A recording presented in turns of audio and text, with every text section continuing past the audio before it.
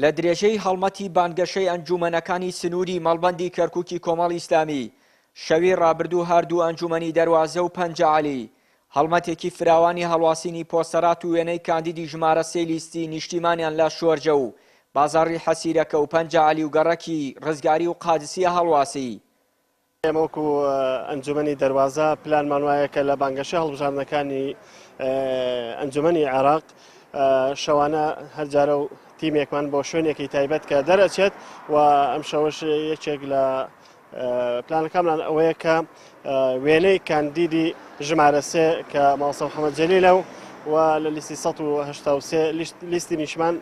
ژمارە 183 کە هەستاوین بە هەڵواسینی وێنەکان و لەگەڵ کۆمەڵێ پۆستەراتە. من وەکو شخصی خۆم بەرپرسی تیمەکانی هەڵواسینی پۆستەرات و شریتەکانمان ئەمڕۆ ئەم شەو دەستمان پێ کردووە لە جووسایدی ئازادیەوە تا پەنجەعەلی بە ئیزنی خوای پەروەردگار ئەم شەو تیمەکانمان هەڵمەتێکی بەرفراوان بۆ هەموو گەڕەکەکانی پەنجەعەلی شۆرجە و حڕیە و قاسێ دەست پێکەن و بە ئیزنی خوا داواکەین لە خەڵکی بە شەرەفی شاری کەرکوک دەنگ بە لیستی نیشتیمان بدا ژمارە سێ مامۆستا محەممەد عەبدوجەلیل.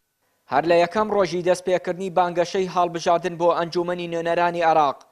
لە سنووری کەرکوک تیمە گەڕۆکەکانی مەڵبەندی کۆمەڵ بەردەوامن لە هەڵمەتەکانیان و بانگەشە بۆ لیستی نیشتیمان و محەممەد جەلیل کاندیدی ژمارە سێی کۆمەڵی ئیسلامی لەو لیستە. زۆر سپاسی ئەم گەنج و لاوانە ئەکەم کە هەموو شەوێ بەبێ بەرامبەر خۆبەخشانە دێنە سەر جادەکان لێرە بانگەشە بۆ کۆمەڵی ئیسلامیەکان لێرە لە خزمەتی ئەم پرۆسە پیرۆزەیان هەر ئەمانە بەڵگەن لەسەر سەرکەوتنی ئێمە ئەمانە هۆکارێکن بۆ ئەوەی کە ئێمە نەپارەمان پێبیدێنە خەڵک نە پۆست و پلەپایەمان پێبیدێنە خەڵک ئەمانە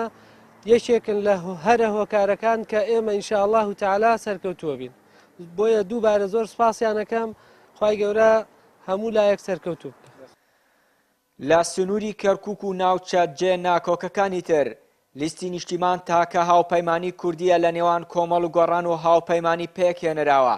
ئەمەش بە مەبەستی کۆکردنەوەی دەنگی کورد لەو ناوچانە کە لە دوایی ڕووداوەکانی 16 ئۆکتۆبەرەوە بێزاری لە دەسەڵاتی کوردی و حکومڕانی هەردوو حزبی دەسەڵات لەو ناوچانە دەردەبڕن و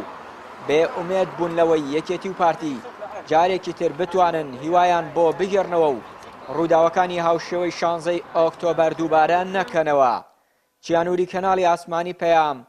کەرکوک.